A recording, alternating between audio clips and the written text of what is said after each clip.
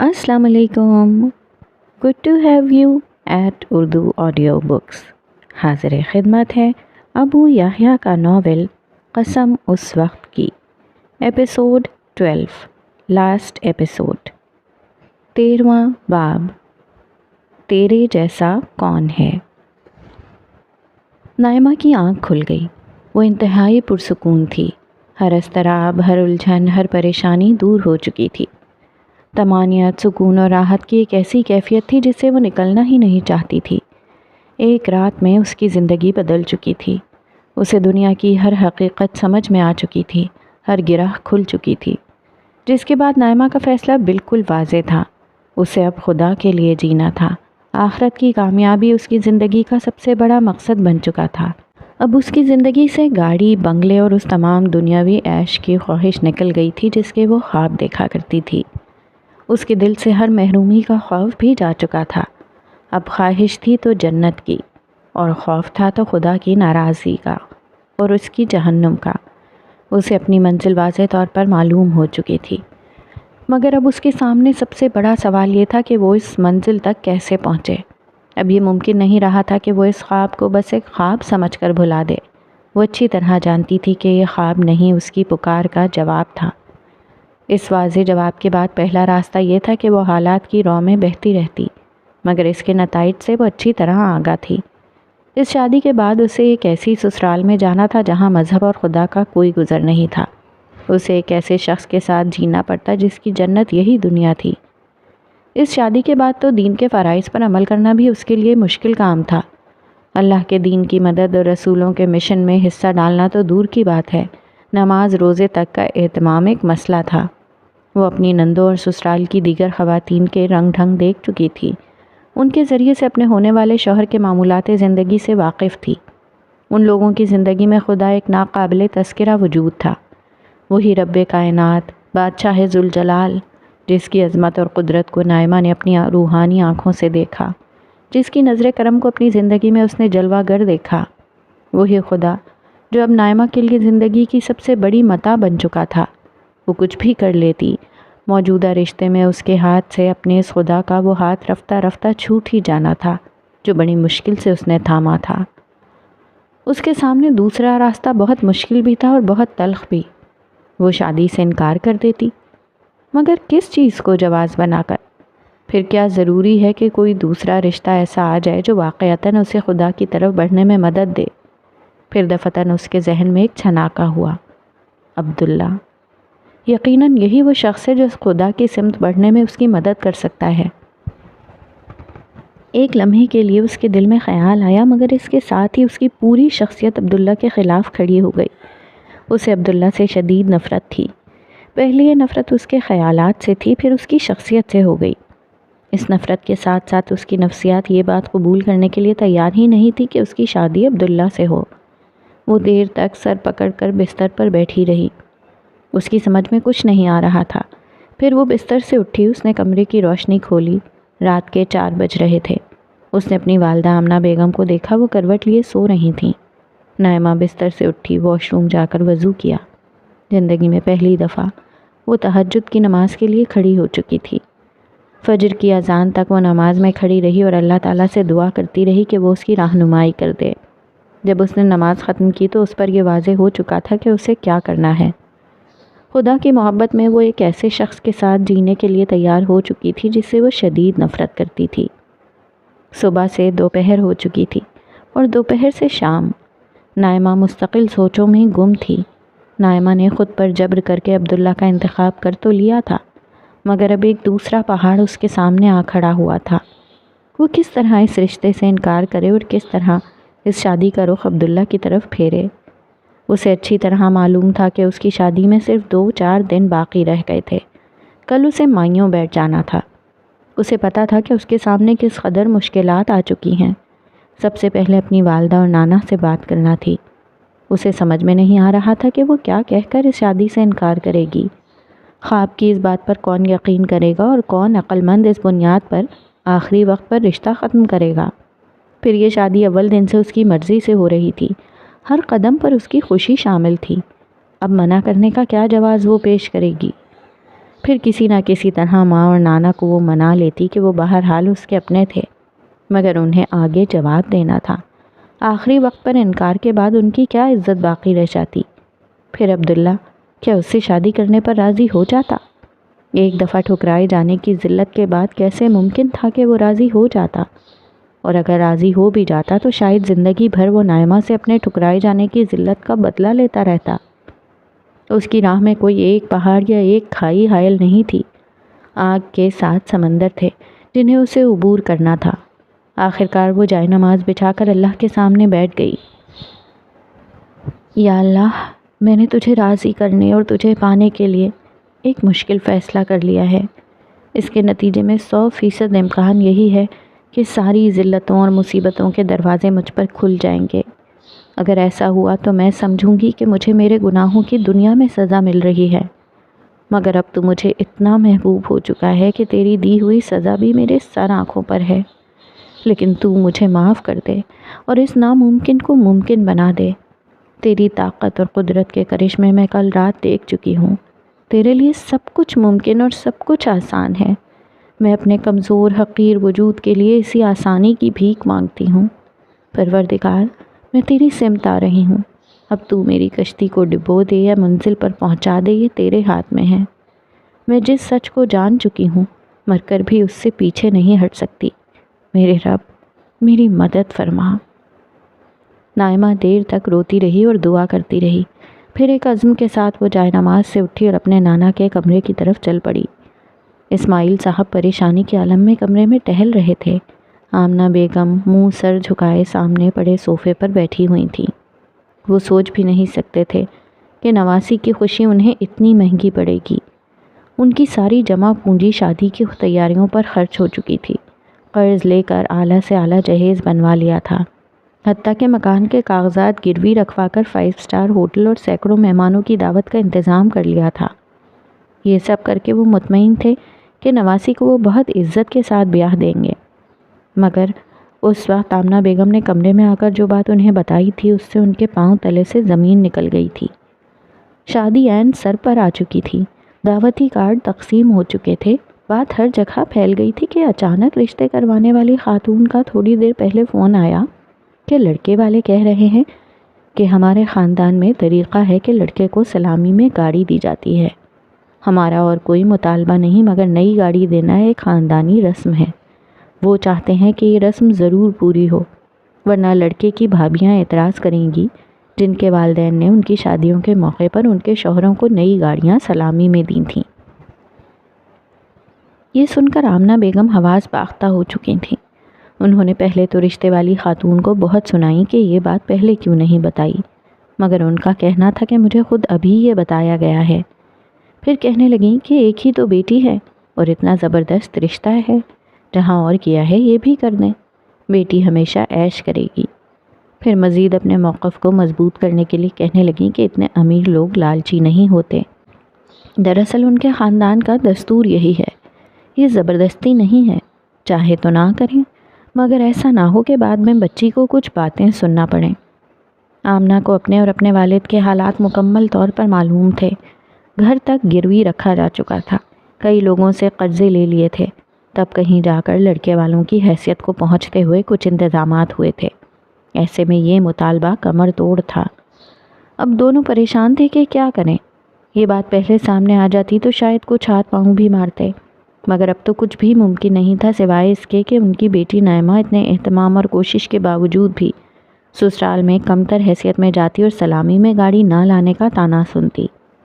انہوں نے ابھی تک نائمہ سے کسی مسئلے کا ذکر نہیں کیا تھا، مگر اب اسماعیل صاحب کا اصرار تھا کہ نائمہ کو یہ بات بتائی جائے تاکہ وہ ذہنی طور پر ہر طرح کی صورتحال کا سامنا کرنے کے لیے تیار رہے، جبکہ آمنہ کا اصرار تھا کہ خاموش رہا جائے۔ وہ کوشش کر کے شادی کے بعد گاڑی کہیں سے دینے کی کوشش کریں گے۔ اسماعیل صاحب کا کہنا تھا کہ بات موقع کی ہوتی ہے، بعد میں دینے کا کوئی فائدہ نہیں۔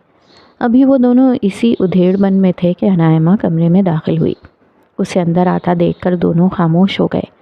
نائمہ کا چہرہ بھی کچھ بجھا ہوا سا تھا، مگر وہ اپنی پریشانی میں ایسے الجھے ہوئے تھے کہ غور سے نہیں دیکھ سکے کہ ان کی نواسی کی کیفیت کیا ہے۔ اس نے اندر آ کر کہا، نانا ابو، مجھے آپ دونوں سے کچھ بات کرنی تھی۔ اچھا ہوا امی بھی یہیں موجود ہیں۔ بیٹا ہمیں بھی تم سے کچھ ضروری بات کرنی ہے، اسماعیل صاحب نے کہا تو آمنہ بیگم گھبرا کر بولیں، ابو پہلے اس کی بات سن لیں۔ آمنہ بیگم کو اندازہ تھا کہ اس کے والد کیا کہیں گے اور اس کا اثر ان کی بیٹی پر کیا ہوگا، مگر اسماعیل صاحب اس وقت جس پریشانی میں تھے اس میں انہوں نے آمنہ کی بات سنی انسنی کر دی اور بولے، نائمہ تمہیں معلوم ہے کہ ہم نے پہلے دن سے اس رشتے میں تمہاری خوشی کو سب سے زیادہ اہمیت دی ہے۔ اس کے لیے ہم سے جو بن پڑا ہم نے کیا ہے، اپنی ساری جمع پونجی یہ سوچے بغیر کہ ہمارا کیا ہوگا تمہاری شادی کی تیاریوں پر خرچ کر ڈالی، اپنا گھر تک گروی رکھ دیا ہے۔ نانا ابو بول رہے تھے اور نائمہ کے کان میں دھماکے ہو رہے تھے۔ اسے نہیں معلوم تھا کہ اس کے لیے اس کی ماں اور نانا کیا کر رہے ہیں۔ وہ تڑپ کر بولی، آپ لوگوں کو ایسا نہیں کرنا چاہیے تھا۔ ایسا کرنا ضروری تھا بیٹی، جب ہاتھی والوں سے تعلق رکھا جاتا ہے تو گھر کے دروازے بھی اونچے بنانے پڑتے ہیں۔ آمنہ بیگم نے بیٹی کو جواب دیا۔ اسماعیل صاحب نے اپنی بات جاری رکھی، بیٹا جو ہوا سو ہوا، اس کا ہمیں کوئی غم نہیں اور انشاءاللہ تمہاری شادی ایسی شان و شوکت سے ہوگی کہ سسرال میں تمہاری گردن بلند رہے گی، مگر اب ایک مسئلہ ایسا آ گیا ہے جس میں ہم کو تمہیں اعتماد میں لینا ہوگا۔ وہ ایک لمحے کو رکے اور پھر بولنے لگے، تمہارے سسرال والوں کا دستور ہے کہ لڑکے کو سلامی میں نئی گاڑی دی جاتی ہے۔ وہ لوگ لالچی نہیں ہیں مگر یہ ان کے ہاں کا دستور ہے۔ ہم اپنے محدود وسائل کی بنا پر سرے دست یہ نہیں کر سکتے۔ یہ مطالبہ آج ہی سامنے آیا ہے، پہلے آتا تو کچھ نہ کچھ انتظام کرنے کی کوشش کرتے، مگر اتنے مختصر وقت میں یہ بہت مشکل ہے۔ پھر بھی میں کوشش کروں گا، لیکن میں یہ چاہتا ہوں کہ تمہیں یہ بات معلوم ہو تاکہ کوئی بات ہو تو تم پریشان نہ ہو جانا، تحمل سے برداشت کرنا، اللہ سب ٹھیک کرے گا۔ نائمہ جو اپنی ماں کے برابر میں کھڑی ہوئی تھی یہ سن کر اپنا سر دونوں ہاتھوں میں پکڑ کر ان کے برابر بیٹھ گئی۔ اسے یقین ہی نہیں آ رہا تھا کہ اللہ تعالیٰ اس کی مشکل اس طرح آسان کریں گے۔ وہ تو اپنی ماں اور نانا کو ایک انتہائی تکلیف دہ صورتحال میں ڈالنے آئی تھی۔ اللہ نے ایسا کرم کر دیا کہ اب وہ انہیں اس تکلیف سے نکالنے والی بن چکی تھی۔ شکر گزاری کے احساس سے اس کی آنکھوں سے آنسو بہنا شروع ہو گئے تھے۔ وہ میرے اللہ کہہ کر پھوٹ پھوٹ کر رونے لگی۔ اس کا تڑپنا دیکھ کر اس کے نانا اور ماں دونوں پریشان ہو گئے۔ انہیں معلوم تو تھا کہ ان کی بچی حساس ہے، مگر اسے اتنا صدمہ ہوگا اس کا اندازہ نہ تھا۔ انہیں نہیں معلوم تھا کہ نائمہ کے آنسو صدمے کے نہیں خوشی کے تھے۔ اللہ تعالیٰ نے اس کی مدد وہاں سے کی تھی جہاں سے وہ سوچ بھی نہیں سکتی تھی۔ اسے روتا دیکھ کر اسماعیل صاحب کو بہت افسوس ہوا کہ انہوں نے خواہ مخواہ اپنی بچی کو یہ بات بتا دی۔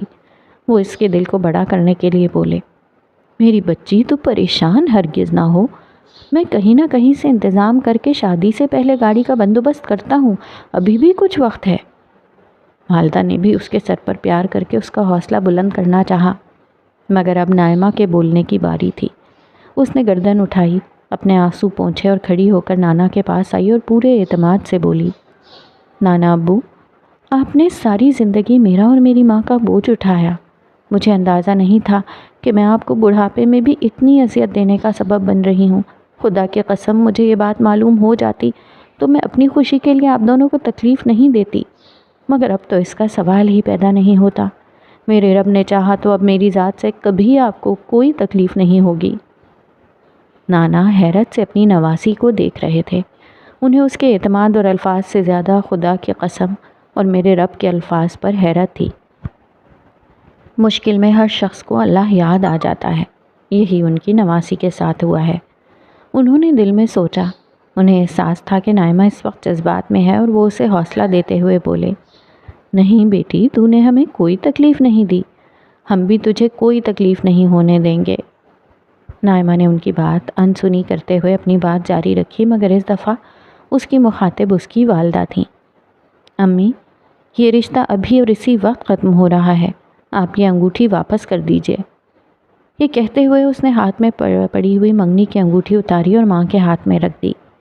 آمنہ بیگم ہکا بکا رہ گئیں۔ اسماعیل صاحب بھی پریشان ہو گئے۔ بیٹا یہ کیا کہہ رہی ہو، یہ کیسے ممکن ہے؟ آمنہ بیگم نے شدید پریشانی کے عالم میں کہا، جانتی ہو بیٹا 2 دن بعد شادی ہے، یہ تو بڑی بدنامی کی بات ہوگی۔ بدنامی ہوتی ہے تو ہوا کرے، ویسے یہ بدنامی ان کی ہونی چاہیے جنہوں نے گاڑی کا مطالبہ کیا ہے۔ یہ اگر ان کا دستور ہے تو پہلے دن بتانا چاہیے تھا۔ انہیں شروع دن سے ہماری مالی حیثیت معلوم تھی۔ آخری وقت میں یہ بات کرنا بلیک میلنگ معلوم ہوتا ہے۔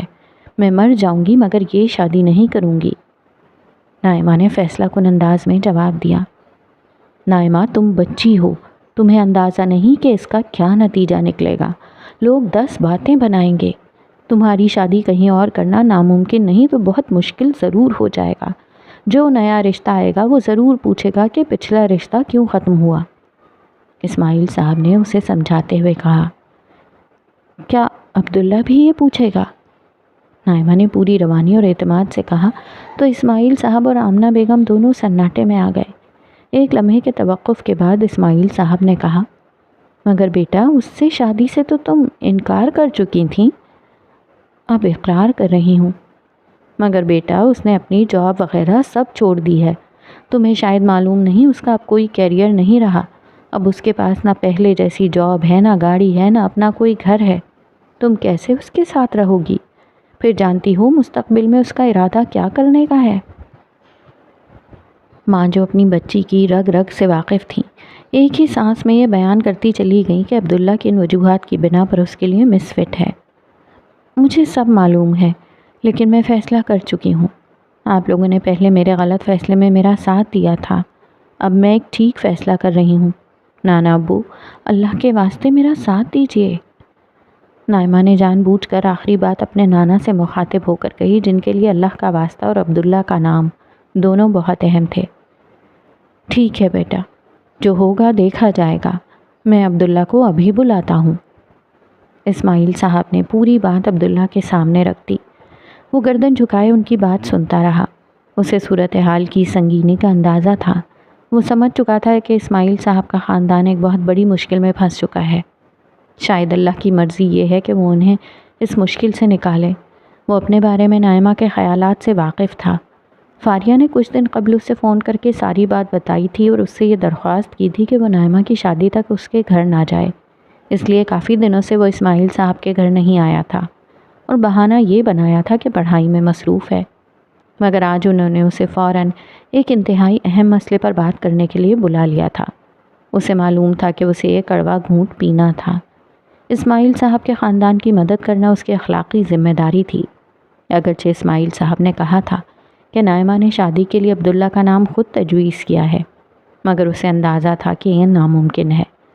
نائمہ کو اپنے گھرانے کی عزت برقرار رکھنی تھی۔ اس کے لیے اس نے ایک ایسے شخص سے شادی کا فیصلہ کر لیا جس سے وہ نفرت کرتی ہے۔ نائمہ نے اپنے حصے کا زہر پی لیا تھا، اب عبداللہ کو اپنے حصے کا زہر پینا تھا۔ بیٹا، میں تمہارے جواب کا منتظر ہوں۔ اسماعیل صاحب جو کافی دیر سے اس کے جواب کا انتظار کر رہے تھے، اسے گہری سوچوں میں غرق دیکھ کر اس سے پوچھا۔ عبداللہ نے سر اٹھایا اور آہستہ آواز میں بولا، شادی کے لیے میری ایک شرط ہے۔ بولو بیٹا، مجھے تمہاری ہر شرط منظور ہے۔ نائمہ کی شادی کے لیے آپ نے جو قرض لیا ہے اور جس کے لیے گھر گروی رکھوایا ہے، اسے شادی سے قبل میں ادا کروں گا۔ جاب کے ابتدائی دنوں میں مجھے گھر بنانے کی خواہش تھی، اس کے لیے میں نے پیسے جمع کیے تھے، وہ ابھی تک میرے پاس ہیں۔ آپ یہ پیسے لے کر مکان کے کاغذات واپس لے لیجئے۔ اسماعیل صاحب نے یہ سنا تو ان کی آنکھوں سے آنسو بہنے لگے۔ وہ بولے، میری زندگی کی سب سے بڑی محرومی ہوتی اگر نائمہ کی شادی تم سے نہ ہوتی۔ خدا کا شکر ہے اس نے میری یہ محرومی دور کر دی۔ میں تمہاری یہ شرط ضرور مانوں گا۔ میں اب یہ مکان تمہارے نام کر رہا ہوں۔ اس مکان میں تم اور نائمہ رہو گے، لیکن یہ بات میں نائمہ کو نہیں بتاؤں گا، تم اسے شادی کے بعد بتاؤ گے۔ آپ ایسا کرنا چاہتے ہیں تو پھر میرا ایک کام اور کیجئے، یہ مکان میرے نہیں نائمہ کے نام کر دیجئے۔ میں اسے مہر میں یہ مکان دے دوں گا۔ اللہ تمہیں خوش رکھے بیٹا، اللہ تم دونوں کو سدا خوش اور آباد رکھے۔ عبداللہ جواب میں خاموش رہا۔ اسے اچھی طرح معلوم تھا کہ اس شادی میں نائمہ کی خوشی نہیں مجبوری شامل ہے۔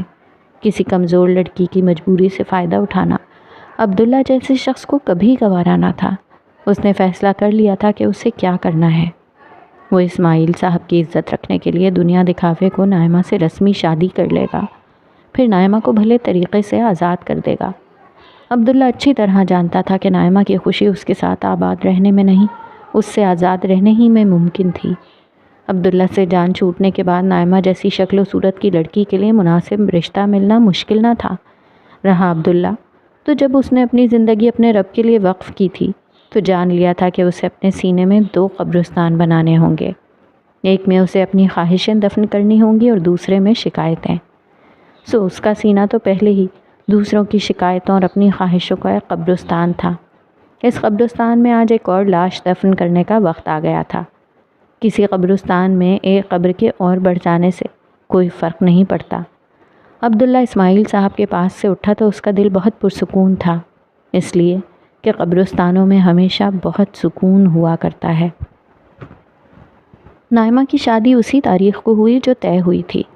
سب کچھ ویسے ہی ہوا، صرف اس فرق کے ساتھ کہ دولہا عبداللہ تھا۔ نانا ابو نے مکان نائمہ کے نام کر کے کاغذات نکاح کے وقت عبداللہ کو دے دیے تھے۔ شادی کے بعد رخصتی ہو کر دلہا دلہن کہیں اور نہیں گئے، اسی مکان میں آ گئے، اور اب شادی کے سارے ہنگاموں سے گزر کر دلہن بنی ہوئی نائمہ حجلہ عروسی میں عبداللہ کی اپنی قسمت کی منتظر تھی۔ وہ سیج پر بنی سنوری بیٹھی تھی۔ وہ حسین تو ہمیشہ سے تھی، مگر اس پر دلہن کا لباس، زیور اور میک اپ، ان سب نے مل کر نائمہ کو وہ روپ دیا تھا کہ گویا کوہ قاف کی کوئی پری زمین پر اتر آئی ہے۔ آج جس نے اسے دیکھا تھا وہ عبداللہ کی قسمت پر رش کر رہا تھا، سوائے عبداللہ کے۔ اس کے لیے یہ زندگی کے ان گنت امتحانوں میں سے ایک اور امتحان تھا جس سے اسے کامیابی کے ساتھ گزرنا تھا۔ شادی کی پوری تقریب میں اس کے چہرے پر مسکراہٹ رہی اور دل میں یہ دعا کہ پروردگار ہمیشہ کی طرح اب بھی میری مدد کیجیے اور اس بلے صراط سے مجھے کامیابی سے گزار دیجیے۔ نائمہ اس سب سے بے نیاز گہری سوچ میں ڈوبی عبداللہ کا انتظار کر رہی تھی۔ اس کا ایک بوجھ تو اتر چکا تھا، مگر وہ جانتی تھی کہ زندگی اس کے لیے بس ایک آزمائش ہی بن چکی ہے۔ مالی تنگی تو خیر وہ جھیلنے کے لیے تیار تھی، لیکن عبداللہ کے ساتھ جینا اس کے لیے ایک سزا تھی۔ مگر وہ کس کو الزام دیتی؟ اس نے اپنے لیے یہ سزا خود چنی تھی۔ نائمہ کو اپنا خواب یاد آ گیا۔ اسے وہ جادوگر یاد آئے جنہوں نے سچائی کو پا کر سولی پر چڑھنا گوارا کر لیا تھا، مگر سچ کو نہیں چھوڑا تھا۔ اپنا ایمان بچانے کے لیے انہوں نے ایک اذیتناک موت گوارا کر لی تھی۔ کیا میں اللہ کے لیے ایک اذیتناک زندگی بھی گوارا نہیں کر سکتی؟ نائمہ نے خود سے سوال کیا، پھر خود ہی جواب دیا، مجھے یہ زندگی گوارا کرنی ہوگی، پوری خوشدلی کے ساتھ۔ پھر ایک اور وسوسے کا زہر اس کے رگو پے میں اترنے لگا۔ اس نے عبداللہ سے شادی سے انکار کیا تھا، فاریہ کے ذریعے سے اسے گھر آنے سے منع کیا تھا۔ عبداللہ ایک مذہبی شخص ہے۔ مذہبی لوگوں کے متعلق اس کا تجربہ یہ تھا کہ وہ دین کی ظاہری باتیں اور علمی گفتگو تو اچھی کر لیتے ہیں، نماز روزہ بھی کر لیتے ہیں، مگر جب انہیں کسی سے اختلاف ہو جائے اور عناد پیدا ہو جائے تو ان میں اور دوسرے لوگوں میں کوئی فرق نہیں رہتا۔ ان کا اخلاقی رویہ عام لوگوں سے مختلف نہیں ہوتا۔ عبداللہ نے کچھ نہ کیا، ساری زندگی اگر اسے طعن و تشنیع کا نشانہ بناتا رہا تو عبداللہ سے نفرت کرتے کرتے وہ خود اگر اس کی نفرت کا نشانہ بن گئی تو یہ ساری باتیں پہلے نائمہ نے نہیں سوچی تھیں، کم از کم اس گہرائی میں جا کر نہیں سوچی تھیں۔ ہر طرف سے وسوسے کے سیاہ ناگ اسے ڈسنے لگے۔ پھر ایک دم اس کے سامنے عصر کا چہرہ آیا۔ اسے عصر کے الفاظ یاد آ گئے، امتحان ضرور ہوگا، مگر یاد رکھنا اللہ تعالیٰ نے یہ دنیا امتحان کے لیے بنائی ضرور ہے، مگر اکثر وہ حوصلے کا امتحان لیتے ہیں، انسان کا نہیں۔ میں پورے حوصلے کے ساتھ امتحان دوں گی، ہر قیمت پر اللہ تعالیٰ سے وفاداری اور صبر پر قائم رہوں گی۔ عبداللہ میرے ساتھ جو بھی زیادتی کرے کم از کم بندگی کی زندگی گزارنے سے تو نہیں روکے گا، میرے لیے بس یہی کافی ہے۔ نائمہ انہی سوچوں میں غرق تھی کہ کمرے کا دروازہ کھلنے کی آواز آئی۔ دروازہ کھلنے کی آواز سن کر وہ تھوڑا سا جھجکی اور پھر سر اٹھا کر عبداللہ کو دیکھا۔ عبداللہ نے کمرے کا دروازہ کھولنے کے لیے ہینڈل پر ہاتھ رکھا، مگر وہ دروازہ نہیں کھول سکا۔ اسے لگا کہ اس کا دایاں ہاتھ شل ہو گیا ہے۔ وہ جانتا تھا کہ وہ اپنی دلہن کے کمرے کا دروازہ نہیں کھول رہا، اپنی بربادی کا دروازہ آپ کھولنے جا رہا ہے۔ اس کے شل وجود کے اندر سے ایک آواز آئی، عبداللہ حماقت مت کرو، کیوں اپنی زندگی سے کھیل رہے ہو؟ کیوں اپنا سب کچھ ایک ایسی لڑکی پر لوٹانے جا رہے ہو جس نے تمہیں سوائے دکھ کے کچھ نہیں دینا، جو تم سے نفرت کرتی ہے، اور اس نفرت کے سوا اس کے پاس تمہارے لیے کچھ نہیں؟ عبداللہ کے پاس اس بات کا کوئی جواب نہیں تھا۔ اس کے دل کی گہرائیوں سے نکلا لا الہ الا اللہ۔ ان الفاظ نے اس میں کچھ طاقت پیدا کی، کم از کم اتنی طاقت کہ وہ اپنی آنکھیں بند کرنے کے قابل ہو گیا۔ اس کی آنکھیں پہلے ہی آنسوؤں سے بوجھل ہو رہی تھیں۔ بند ہوتی آنکھیں یہ بوجھ اٹھا نہ سکیں۔ 2 قطرے اس کی آنکھوں سے نکلے اور رخساروں پر پھیل گئے۔ عبداللہ کو یوں لگا کہ بہتے قطروں نے دل کے بوجھ کو کچھ کم کر دیا ہے۔ اس نے رخسار سے نمی صاف کی، پھر ایک گہرا سانس لے کر آخرکار اس نے کمرے کا دروازہ کھول دیا۔ دروازہ دھیرے سے کھلا اور وہ آہستگی سے چلتا ہوا اندر داخل ہو گیا۔ نائمہ جو سر جھکائے بیٹھی تھی، دروازہ کھلنے کی آواز سن کر تھوڑا سا جھجکی اور پھر سر اٹھا کر اسے دیکھا۔ اسے دیکھ کر ایک لمحے کو عبداللہ کو یوں لگا جیسے کمرہ عجیب سی روشنی سے جگمگا اٹھا ہے۔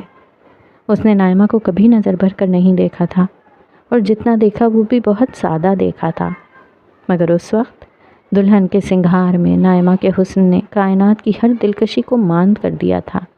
سرخ جوڑے میں سجی نائمہ اپنے دلربا حسن کے لیے رنگ و روپ کی محتاج تو کبھی نہ تھی، مگر آج جب اس کے وجود نے سچ دھج کا احسان اٹھایا تو دلکشی اور رعنائی کو ایسے معنی عطا کر دیے تھے جن سے کم لوگ ہی واقف ہوں گے۔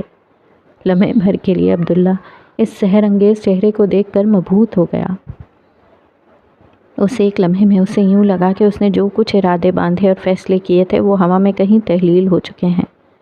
اسے کہیں سے آواز آئی، عبداللہ بے وقوف مت بنو، قسمت نے ایک انتہائی حسین لڑکی کو جو تمہیں دل سے پسند ہے تمہاری بیوی بنا دیا ہے۔ قانون، شریعت اور سماج سب تمہارے ساتھ ہیں۔ قربانی اور اثار کے اعلیٰ جذبات کو ایک کونے میں رکھو اور سب کچھ بھول کر خواہش کے سمندر میں ڈوب جاؤ۔ اس کے ضمیر نے فوراً مداخلت کی، عبداللہ کیا اپنے مالک کو بھی بھول جاؤ گے؟ شیطان نے دیکھا کہ خواہش عبداللہ کا راستہ نہیں روک پا رہی تو اس نے غضب اور تکبر کے ہتھیاروں سے اسے گھائل کرنے کی کوشش کی۔ بھول گئے عبداللہ، یہ وہی لڑکی ہے جس نے تمہیں ذلیل کیا تھا، تمہیں ٹھکرا دیا تھا۔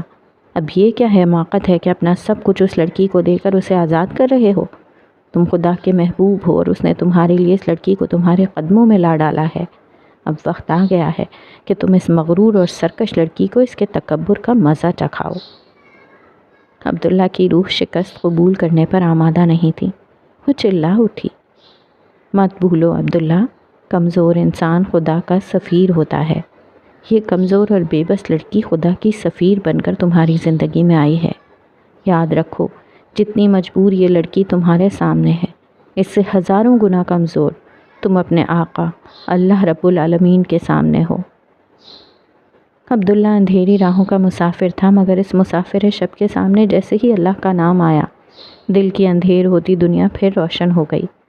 اب وہ خوشیوں کی روشنی لیے نائمہ کے روشن چہرے کا محتاج نہیں رہا تھا۔ آسمان و زمین کا وہ نور جو زندگی بھر اس کے ہر اندھیرے کو اجالے میں بدلتا رہا تھا، اس کے ہم رکاب تھا۔ اس کا دل ہمیشہ کی طرح ایک دفعہ پھر روشن ہو چکا تھا۔ اس نے نائمہ کے دمکتے ہوئے سراپے سے نظریں ہٹا کر سر نیچے کیا اور سلام کر کے مسحری پر بیٹھ گیا۔ دوسری طرف نائمہ کا وجود پتھرایا ہوا تھا۔ عبداللہ کو دیکھ کر اس کے اندر کوئی احساس بیدار نہیں ہوا، اس کے دل کا کوئی تار نہیں چھڑا۔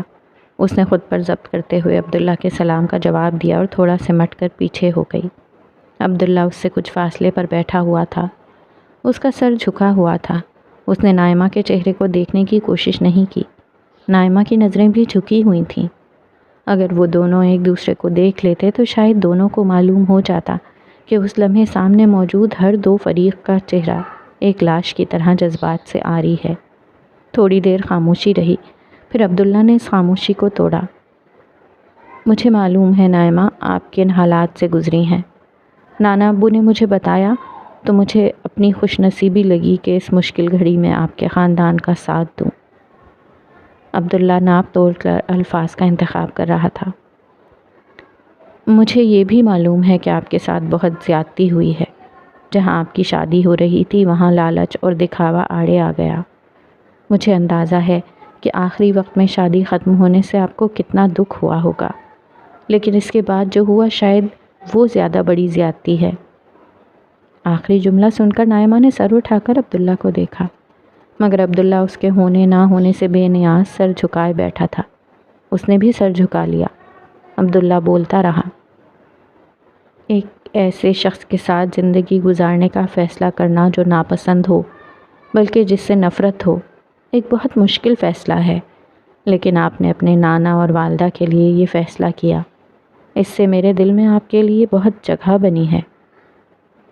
نائمہ ایک سرد لاش کی طرح ساکت رہی، مگر دل میں کہیں یہ احساس ابھرا کہ عبداللہ ایسا نہیں تھا جیسا اس نے سمجھا تھا۔ فاریہ نے آپ کے حوالے سے مجھ سے بات کی تھی۔ اس نے بتایا تھا کہ آپ کو میرا اپنے گھر آنا پسند نہیں۔ اس نے یہ بھی بتا دیا تھا کہ میرے رشتے سے آپ پہلے دن ہی انکار کر چکی تھیں۔ عبداللہ ایک لمحے کے لیے رکا اور نائمہ کی طرف نظر اٹھا کر دیکھا۔ وہ بے تعلقی سے سر جھکائے بیٹھی تھی۔ اس نے گفتگو جاری رکھی، مجھے اس پر آپ سے کوئی شکایت نہیں ہے، نہ یہ بات میں شکایتاً کہہ رہا ہوں۔ مجھے تو یہ آپ کی بات بہت اچھی لگی کہ آپ نے اپنے خاندان کے لیے ایک ایسا فیصلہ کیا جو آپ کو پسند نہیں تھا، اور آپ نے یہ فیصلہ اس وقت کیا جب میرے پاس آپ کو دینے کے لیے کچھ بھی نہیں رہا۔ میری جاب ختم ہو چکی ہے۔ عبداللہ تھوڑی دیر کے لیے رکا اور پھر گویا ہوا، سچی بات یہ ہے کہ آج میں جس راستے پر ہوں اس کے لیے میں آپ کا شکر گزار ہوں۔ آپ کے انکار نے میرے لیے زندگی کے بہت بڑے فیصلے آسان کر دیے۔ خدا کے قربت کا جو سفر ہزاروں برس میں بھی طے نہیں ہو سکتا، وہ آپ کے انکار نے چند لمحوں میں طے کروا دیا۔ اس لیے آپ کی قدر میرے دل میں بہت بڑھ گئی ہے، لیکن میں نہیں چاہتا کہ اپنی محسنہ اور ایسی بہادر اور حوصلہ مند لڑکی کے ساتھ اتنی بڑی زیادتی ہونے دوں۔ ایک لمحے کا وقفہ آیا۔ نائمہ گنگ ہو چکی تھی۔ اس کی سمجھ میں نہیں آ رہا تھا کہ وہ کیا بولے اور کیا نہ بولے۔ خاموشی کے اس وقفے میں عبداللہ نے اپنے لباس کی جیب سے کچھ کاغذات نکالے اور نائمہ کی طرف بڑھاتے ہوئے کہا، یہ آپ کے مکان کے کاغذات ہیں۔ یہ مکان اب آپ کے نام ہو جائے گا۔ آپ کی وجہ سے آپ کے نانا کو اسے گروی رکھ کر قرض لینا پڑا تھا۔ میں نے وہ قرض ادا کر دیا۔ نانا ابو نے مکان مجھے دے دیا جو بطور مہر میں آپ کو دے رہا ہوں۔ اس طرح آپ اپنے نانا اور والدہ کی نظروں میں سرخرو ہو جائیں گی۔ یہ میرا آپ پر کوئی احسان نہیں بلکہ آپ کا مہر ہے جو آپ کا حق ہے۔ نائمہ خاموشی سے سنتی رہی۔ اسے محسوس ہوا کہ نفرت کے وہ سانپ جو اسے ڈس رہے تھے کہیں بھاگ چکے ہیں۔ اسے یاد آیا ایسے ہی ایک سانپ نے قابیل میں نفرت کا زہر انڈیلا تھا۔ اس کے دل سے ایک آہ نکلی، کاش میں اس سانپ کو پہلے دیکھ سکتی تو اس کا پھن کچل دیتی۔ وہ انہی خیالوں میں گم تھی کہ عبداللہ ایک اور کاغذ اس کی طرف بڑھاتے ہوئے بولا، یہ آپ کی آزادی کا پروانہ ہے۔ میں نہیں چاہتا کہ آپ کسی کے احسان میں زندہ رہیں اور اپنی زندگی مجبوری کے عالم میں اس شخص کے ساتھ گزاریں جس کے ساتھ آپ رہنا ہی نہیں چاہتی۔ یہ طلاق کے کاغذات میں نے تیار کر لیے ہیں۔ ان پر میرے دستخط اور تاریخ کی جگہ خالی ہے۔ شادی کے بعد کے کچھ ابتدائی دن گزر جائیں تو ان پیپرز پر تاریخ ڈال کر مجھے دے دیجیے گا، میں دستخط کر دوں گا۔ نائمہ سن ہو چکی تھی۔ اس نے کبھی سوچا بھی نہیں تھا کہ عبداللہ اس جگہ کھڑا ہوگا۔ اسے بے اختیار حضرت موسیٰ علیہ السلام یاد آ گئے، دو بے آسرا لڑکیوں پر یک طرفہ طور پر احسان کر کے بے نیاز ہو جانے والے موسیٰ۔ اس نے دھیرے سے عبداللہ کو دیکھا، خدا سے لو لگا کر انسانوں سے بے نیاز ہو جانے والا کردار جو پیغمبروں کا خاصہ ہوتا ہے۔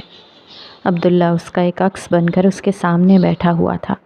اس کے دل سے صدا ابھری، پروردگار مجھے معاف کر دے، میں بہت شرمندہ ہوں، میں نے تیرے ایک نیک بندے کے ساتھ بہت زیادتی کی ہے۔ پھر اس نے ندامت کے عالم میں سر جھکا لیا اور دل میں گڑ گڑا کر بولی، مالک مجھے اصلاح کا ایک موقع دیجیے، مجھ پر اپنا کرم فرمائیے، آپ ہی میرے کارساز ہیں۔ وہ اسی کیفیت میں تھی کہ عبداللہ کی آواز ایک دفعہ پھر کانوں سے ٹکرائی، آپ کی ایک امانت میرے پاس ہے۔ یہ کہہ کر عبداللہ نے اپنی جیب میں ہاتھ ڈالا اور کہنے لگا، آپ کی شادی کی تیاری کے سلسلے میں آپ کی والدہ اور نانا کو آپ کے خاندانی سنار کے ہاں لے گیا تھا۔ جب وہ لوگ زیورات پسند کر رہے تھے تو میں نے وہاں ایک بہت خوبصورت لاکٹ دیکھا جس پر آپ کے نام کا پہلا حرف تہجی عین بنا ہوا تھا۔ میں نے بعد میں وہ آپ کی شادی میں تحفہ دینے کے لیے خرید لیا تھا۔ میرا خیال تھا کہ شادی کے موقع پر وہ آپ کے نانا کو دے دوں گا تاکہ وہ آپ تک اسے پہنچا دیں۔ مجھے نہیں خبر تھی کہ مجھے شوہر بن کر وہ لاکٹ آپ کو براہ راست دینا پڑے گا۔ اسے اپنی منہ دکھائی کا تحفہ سمجھ لیجئے۔ یہ کہہ کر عبداللہ نے جیب سے ہاتھ باہر نکالا اور نائمہ کے ہاتھ پر وہی لاکٹ رکھ دیا جو اسے بہت پسند تھا اور اس نے غریب عورت کی مدد کے لیے بیچ ڈالا تھا۔ نائمہ وہ لاکٹ ہاتھ میں پکڑے ہوئے تھی اور اس کے دل و دماغ میں دھماکے ہو رہے تھے۔ اسے عصر کے الفاظ یاد آ گئے، جس وقت یہ لاکٹ تمہیں ملے گا اسی وقت تمہاری ملاقات اس شخص سے ہو جائے گی، تم بغیر کسی شک کے اسے پہچان لوگی۔ تو عصر نے جس شخص کا قالب اختیار کیا تھا، جس یونانی دیوتا کے لافانی حسن کی وہ اسیر ہو چکی تھی، جو شخص خدا کا غلام اور خدا کا محبوب تھا، وہ یہی عبداللہ ہے جو خدا کی نظر میں ایک سردار تھا، مگر وہ اس سے ہمیشہ بھاگتی رہی، نفرت کرتی رہی۔ نائمہ کا پورا وجود ہولے ہولے لرز رہا تھا۔ عبداللہ اس کی کیفیت سے بے نیاز سر جھکائے بیٹھا تھا۔ پھر وہ بستر سے اترا اور کھڑے ہو کر بولا، آپ جب چاہیں طلاق لے کر علیحدہ ہو جائیں، تب تک ہم اجنبیوں کی طرح زندگی گزار لیں گے۔ مجھ پر اعتماد کیجیے، مجھے اللہ کی رحمت سے امید ہے کہ وہ آپ کو ایک بہترین انسان سے ملا ہی دیں گے۔ اب میں کپڑے بدل کر لیٹوں گا، آپ بھی آرام کیجیے۔ یہ کہہ کر وہ واش روم کی طرف بڑھ گیا۔ نائمہ کا دل چاہا کہ وہ چیخ کر اسے روک دے، مگر اس کے منہ سے آواز نہیں نکل سکی۔ نائمہ خاموش بیٹھی ہوئی تھی، مگر اس کی آنکھوں سے آنسو بہہ رہے تھے۔ وہ سوچ رہی تھی کہ خدا کتنی عجیب ہستی ہے۔ پہلے وہ خدا سے نفرت کرتی تھی، اس نے عجیب طریقے سے نائمہ کے دل میں اپنی محبت داخل کر دی۔ وہ سب سے بڑھ کر خدا کو چاہنے لگی۔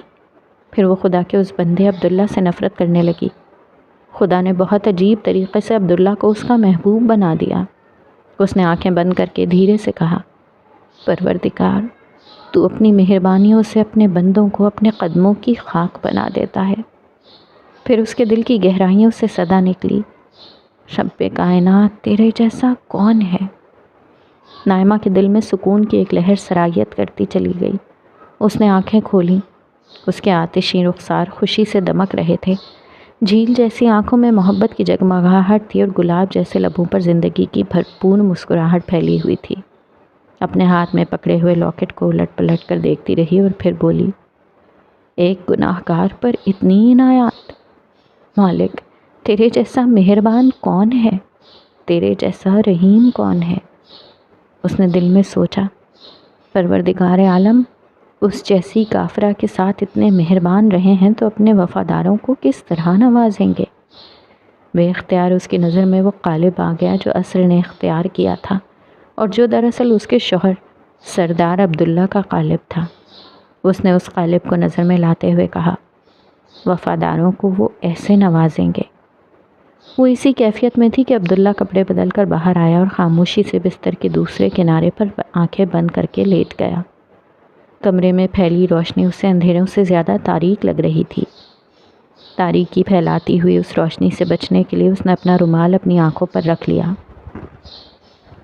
نائمہ نے اپنا رخ عبداللہ کی طرف کر لیا۔ وہ اسے غور سے دیکھ رہی تھی۔ عبداللہ کے چہرے پر اطمینان تھا، مگر نائمہ دیکھ سکتی تھی کہ اداسی کی ایک لہر عبداللہ کے وجود کا احاطہ کیے ہوئے ہے۔ نائمہ تڑپ اٹھی۔ اس نے اپنے محسن، اپنے خاندان کے محسن، خدا کے ایک محبوب کو کتنے دکھ دیے ہیں، اس شخص کو جو اب اس کا بھی محبوب بن چکا تھا۔ دوسری طرف عبداللہ خاموشی سے لیٹا سونے کی کوشش کر رہا تھا۔ وہ دلی طور پر اب بھی مطمئن تھا۔ اس نے اپنی ذمہ داری ممکنہ حد تک بہتر طریقے پر ادا کر دی تھی۔ اسے امید تھی کہ اسماعیل صاحب کی فیملی اور نائمہ بہتر طریقے پر اس صورتحال سے نکل جائیں گے۔ وہ انہی سوچوں میں گم تھا کہ اسے اپنے پیروں پر ایک بہت نرم لمس محسوس ہوا۔ اس نے رومال آنکھوں سے ہٹایا تو ایک انتہائی غیر متوقع منظر دیکھا۔ نائمہ اس کے قدموں کو چوم کر خاموشی سے رو رہی ہے۔ وہ ایک دم سے اچھل کر بیٹھ گیا اور پریشانی کے عالم میں بولا، یہ کیا کر رہی ہو؟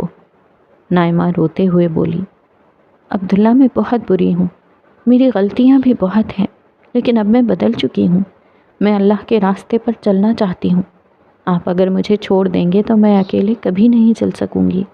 مجھے آپ کا سہارا چاہیے، اللہ کے واسطے مجھے نہ چھوڑیں، میں آپ کے سامنے ہاتھ جوڑتی ہوں، مجھے نہ چھوڑیں۔ یہ کہہ کر اس نے اپنے دونوں ہاتھ جوڑ کر عبداللہ کے سامنے کر دیے اور پھوٹ پھوٹ کر رونے لگی۔ عبداللہ کو لمحے بھر کچھ سمجھ میں نہیں آیا، پھر اس نے نائمہ کو دونوں بازوؤں سے پکڑ کر کہا، نائمہ پلیز خاموش ہو جاؤ، پلیز۔ پھر سائڈ ٹیبل پر پڑے جگ سے پانی بھر کر اسے پلاتے ہوئے بولا، میں تو صرف تمہاری خوشی چاہتا تھا، اب تو آپ ہی میری خوشی بن گئے ہیں۔ مجھے اقرار ہے کہ میں ایک وقت میں آپ سے نفرت کرتی تھی، مگر اب میں اللہ کو گواہ بنا کر کہتی ہوں کہ مجھے آپ سے زیادہ اس دنیا میں کوئی محبوب نہیں رہا۔ عبداللہ نے نائمہ کی بات کا کوئی جواب نہیں دیا۔ وہ بظاہر خاموشی سے نائمہ کو دیکھ رہا تھا، مگر در حقیقت اس کی نگاہوں میں کسی اور کی ہستی تھی، وہ جو اپنی ذات میں بہت اجنبی مگر صفات میں بہت مہربان ہے۔ اس کے دل کی گہرائیوں سے ایک صدا نکلی، پروردگار، تیری مانند کون ہے، تیرے جیسا کون ہے۔ نائمہ جس کے آنسو اب تھم چکے تھے، اس کے دونوں ہاتھ پکڑ کر بہت محبت سے بولی، آپ کو نہیں معلوم آپ کتنے اچھے اور کتنے خوبصورت ہیں۔ عبداللہ کے چہرے پر مسکراہٹ آ گئی، وہ لطیف انداز میں بولا، میں تمہارا مسئلہ سمجھ سکتا ہوں، دلہن بنتے وقت تم نے اپنا چشمہ نہیں لگایا۔ نائمہ بھی ہنسنے لگی، میری نظر اتنی کمزور نہیں ہے، لیکن آپ کو نہیں معلوم جو لوگ اللہ کی نظر میں بہت اچھے ہوتے ہیں، جنت میں جانے کے بعد اللہ تعالیٰ ان کو بے حد حسین قالب سے نوازیں گے۔ مجھے معلوم ہے، مگر میرا خیال ہے کہ تم جنت میں جانے کے بعد بھی ایسی ہی رہو گی۔ عبداللہ کی اس بات پر نائمہ ہنستے ہنستے رک گئی، اس کے چہرے پر ایک افسردگی چھا گئی، وہ اداس لہجے میں بولی، مجھے معلوم ہے میں اچھی نہیں ہوں۔ عبداللہ اس کے دونوں ہاتھوں کو اپنے ہاتھوں کی مضبوط گرفت میں لیتے ہوئے بولا، یہ بات نہیں، دراصل تم اتنی خوبصورت ہو کہ سمجھ میں نہیں آتا تم جنت میں جا کر اور حسین کیسے ہوگی۔ نائمہ نے شرما کر سر جھکا لیا۔ شام کا وقت ہو رہا تھا، ہر طرف سناٹا طاری تھا، کبھی کبھی ان پرندوں کی چہچہاہٹ اس سکوت کو توڑ ڈالتی تھی جو فضا میں ہر طرف چھایا ہوا تھا۔ آسمان ابھی برس کر کچھ خاموش ہوا تھا، سورج بادلوں کی فوج سے شکست کھا کر مغرب کی سمت فرار ہو رہا تھا۔ اس کی سمٹتی روشنی ایک طرف زمین کے ماحول کو خوابناک بنا رہی تھی اور دوسری طرف آسمان میں قوس و قزح کے بکھرے رنگوں کی صورت یہ پیغام دے رہی تھی کہ روشنی شکست کھا کر بھی بہت حسین ہی رہتی ہے۔ یہ منظر کہیں بھی ہوتا روح کے تاڑ چھیڑ دیتا، مگر آسمان کو چھوتے ان پہاڑوں کے دامن میں اس منظر کو دیکھنے کا لطف ہی کچھ اور تھا۔ اور شادی کے 2 ہفتے بعد عبداللہ اور نائمہ ایک بلند ہل اسٹیشن پر کھڑے فطرت کا حصہ بنے ہوئے تھے۔ مصور کائنات کا فن ہر سو جلوہ گر تھا، کہیں سائے اور کہیں روشنی میں، کہیں پستی و بلندی میں، کہیں سکوت و گویائی میں، اور کہیں ٹھہراؤ اور روانی میں۔ فلک بوس پہاڑ کہیں بلند قامت درختوں کا زیور پہنے گہرے سبز نظر آ رہے تھے، تو کہیں تازہ گھاس کی نکھری ہوئی ہلکی سبز رنگ کے قبا اوڑھے ہوئے تھے، کہیں سنگلاخ چٹانیں برف کا سفید لباس اتار کر خاک کا فطری لباس آراستہ کر چکی تھیں، تو کہیں چوٹیاں برف کی شفاف ململ پہنے حسن سادہ کی بے مثل تصویر بنی ہوئی تھیں۔ کبھی کبھی سورج بادلوں کے دامن سے نکل کر انہیں اپنی کرنوں سے منور کرتا تو لگتا کہ برف چاندی کے قالب میں ڈھل چکی ہے۔ حسن کے یہ مظاہر بلندی کا حصہ ہی نہیں تھے، دھرتی کا نشیب بھی مصور کی فنکاری کا شاہکار تھا۔ پہاڑی دریا نہ جانے کتنی دور سے سفر کرتا، لہراتا، بل کھاتا چلا آ رہا تھا، مگر اس کے جوش میں کوئی کمی نہ آئی تھی۔ جگہ جگہ بہنے والے پہاڑی جھرنے، آبشاریں اور چشمے بہتے، پھسلتے، اچھلتے، ملن کی خواہش میں نشیب کی طرف کھنچے چلے آ رہے تھے۔ ان کے ملنے سے اس کی روانی اور جوش اور بڑھ جاتا۔ بلند اور ٹھہرے ہوئے پہاڑوں کے دامن میں نشیب کی سمت بہتے پانی کا حسن ناقابل تصور حد تک حسین تھا۔ سبزہ خود کئی رنگ کا تھا، مگر پھر بھی شوق تنوع میں وہ پھولوں کی صورت 1000 رنگ میں ڈھل چکا تھا۔ یہ بے آمیز رنگ اس بات کے گواہ تھے کہ حسن بے پرواہ سادہ ہو تب بھی خوب ہے، مگر رنگوں میں ظاہر ہو جائے تو اس کی خوبی کا کیا کہنا۔ عبداللہ بہت دیر سے ساکن کھڑا یہ سب دیکھ رہا تھا۔ وہ فطرت کی اس تصویر کے ذریعے سے مصور سے ہم کلام تھا۔ اس کی خاموش نگاہیں، اس کے بہتے ہوئے جھرنے یہ بتا رہے تھے کہ یہ گفتگو یک طرفہ نہیں۔ سرچشمہ فیض کیا تھا اس کے دل کی بستی پر برس کر آنکھوں کے چشموں سے پھوٹ رہی تھی۔ مصور کو اس کی پرواہ نہیں تھی کہ اسے داد ملے، وہ صدا کا بے نیاز ہے، مگر جب کوئی صاحب ذوق نغمہ حمد سے اسے آفرین کہتا تو وہ ضرور جواب دیتا ہے۔ پھر دل کے اندھیرے میں محبت کے چراغ روشن ہو جاتے ہیں، آنکھیں محبت کے شعلوں کی تاب نہ لا کر پگھل جاتی اور آنسوؤں کی بارش دریا کی مانند بہنے لگتی ہے۔ ایسے میں چاروں طرف پھیلے انگنت نورانی وجود اس خاکی وجود کو رشک سے دیکھنے جمع ہو جاتے ہیں۔ آدم کے سامنے سجدہ کرنے والے ایک دفعہ پھر ابن آدم کے سامنے سجدہ ریز ہو جاتے ہیں۔ خاکی و نوری کی دید و شنید سے بے خبر نائمہ فطرت کے ان حسین نظاروں سے لطف اندوز ہو رہی تھی۔ جب بہت دیر تک خاموشی چھائی رہی تو آخرکار اس نے سناٹے کو توڑا۔ سنیے، یہ سب کتنا اچھا لگ رہا ہے۔ عبداللہ خاموش رہا۔ نائمہ پھر بولی، ہم انشاءاللہ عمرہ کرنے جائیں گے، اس میں پیسے بہت لگتے ہیں۔ اس دفعہ عبداللہ نے مختصر جواب دیا۔ صاف لگتا تھا کہ وہ گفتگو سے بچنا چاہ رہا ہے۔ میں نے نانا ابو سے بات کر لی ہے، شادی میں ہمارے جو پیسے ضائع ہونے سے بچ گئے تھے ہم ان کو استعمال کر لیں گے۔ دراصل نائمہ اپنے شوق کی وضاحت کرتے ہوئے بولی، پہلے میں سمجھتی تھی کہ یہ زیارت کا ایک سفر ہے جس میں پیسے ضائع ہوتے ہیں، مجھے اب معلوم ہوا ہے کہ یہ اللہ تعالیٰ سے ملاقات کا نام ہے۔ اللہ سے ملاقات سے زیادہ قیمتی تو کوئی چیز نہیں ہو سکتی۔ پھر وہ عبداللہ کے جواب کا انتظار کیے بغیر بولی، جنت میں تو اللہ تعالیٰ سے ملاقات ہوگی نا؟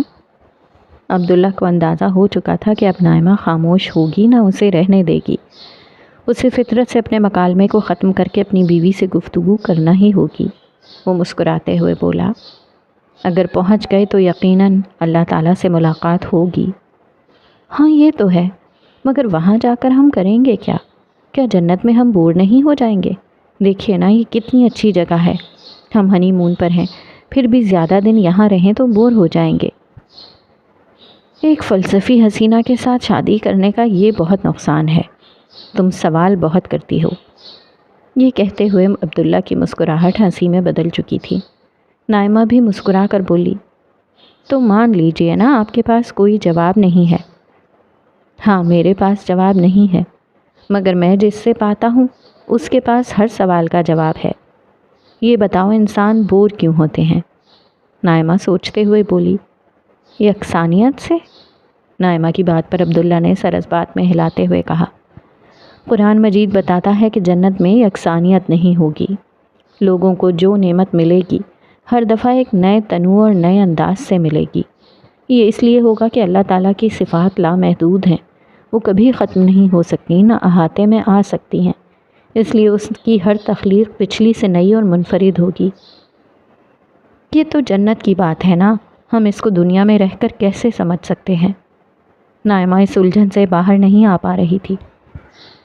یہ اس کا ایک پرانا سوال تھا اور آج جب اس کی زندگی جنت بن چکی تھی، وہ آنے والی جنت کی حقیقت اس شخص سے سمجھ لینا چاہتی تھی، جنت جس کا تجربہ تھی۔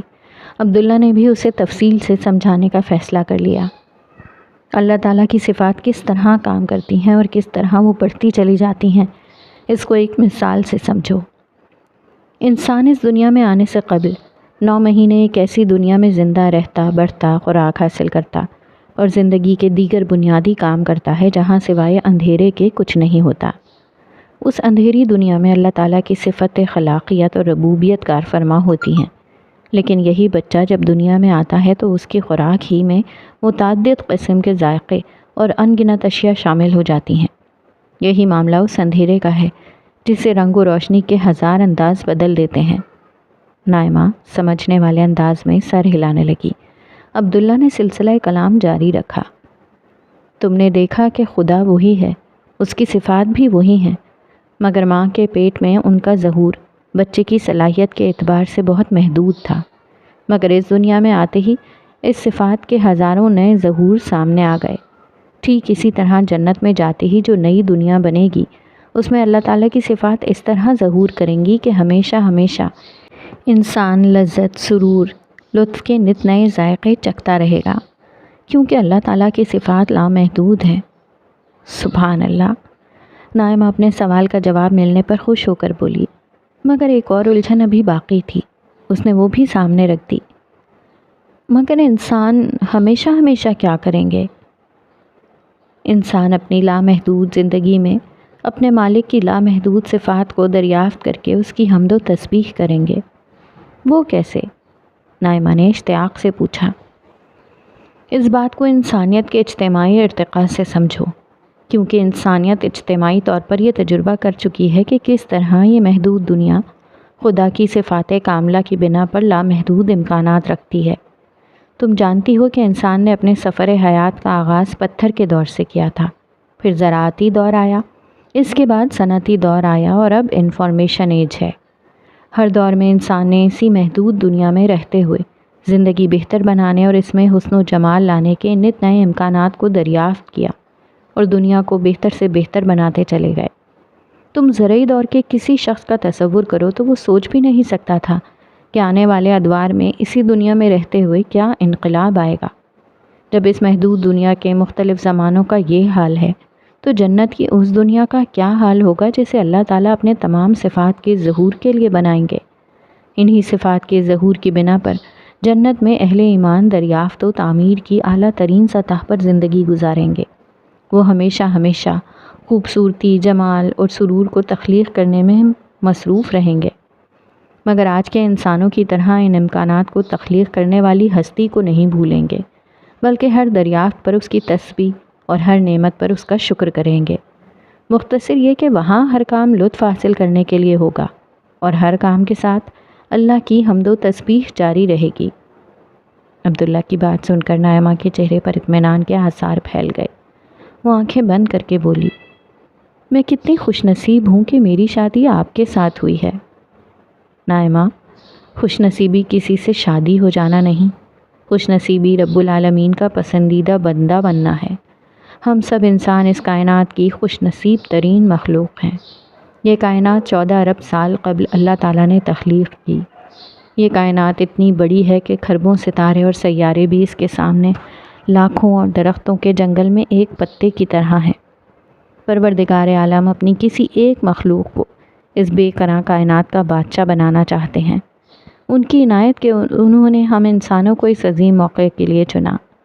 نائمہ، ہم خوش نصیب ہیں کہ مجھے اور تمہیں بلکہ ہر انسان کو یہ موقع ملا ہے، مگر حقیقت یہ ہے کہ 14 ارب سال میں ہمیں یہ موقع پہلی اور آخری دفعہ ملا ہے۔ ایک دفعہ ہم نے اسے گنوا دیا تو کبھی اور کسی صورت میں یہ موقع دوبارہ نہیں دیا جائے گا۔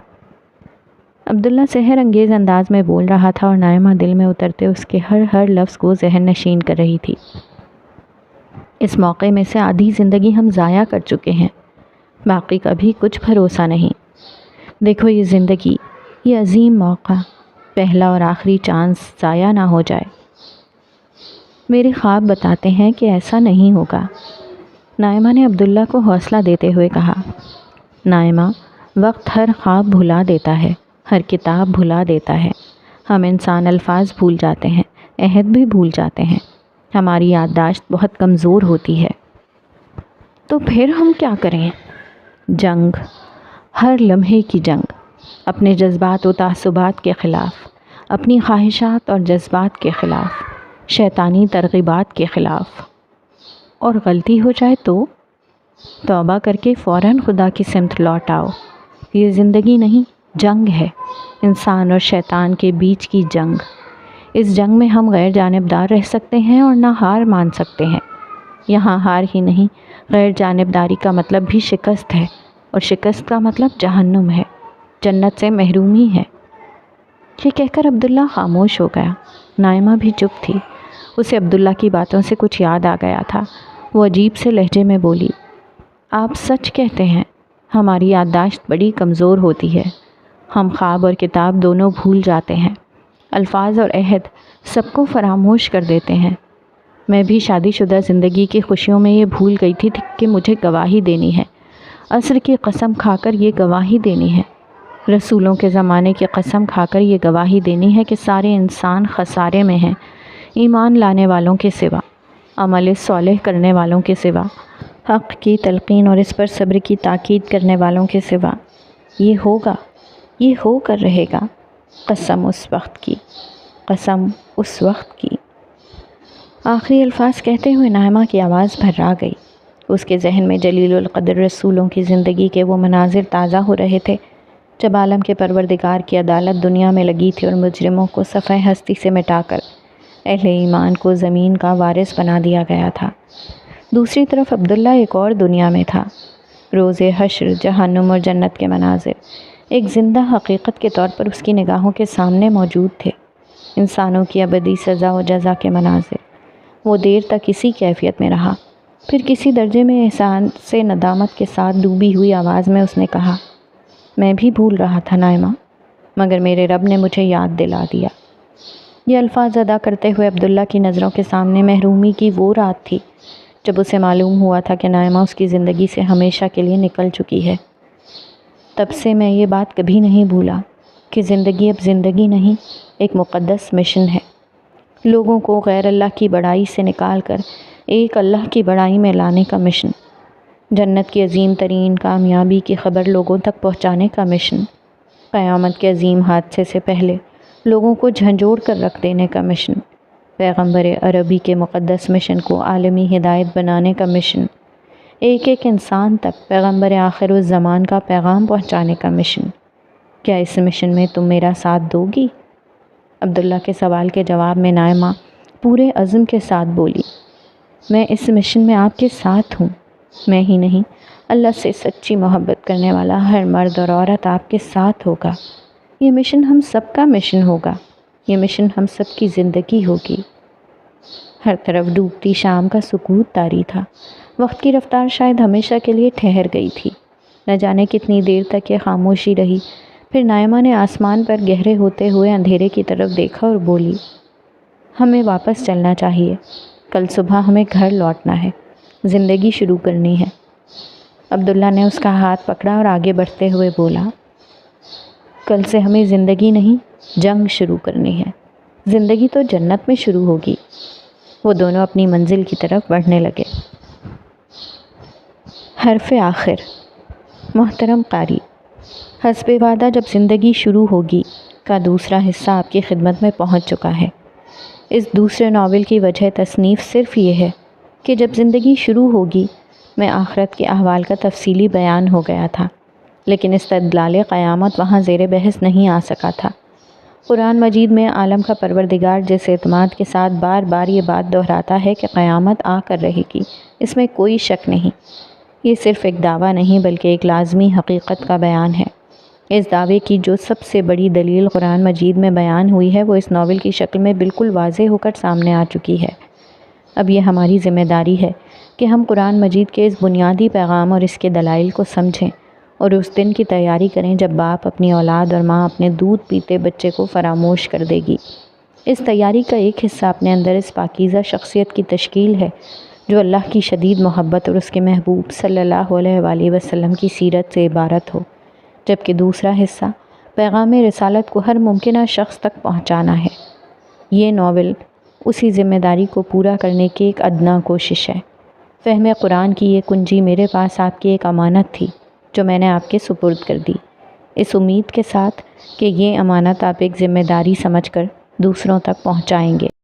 خیر اندیش، ابو یحییٰ۔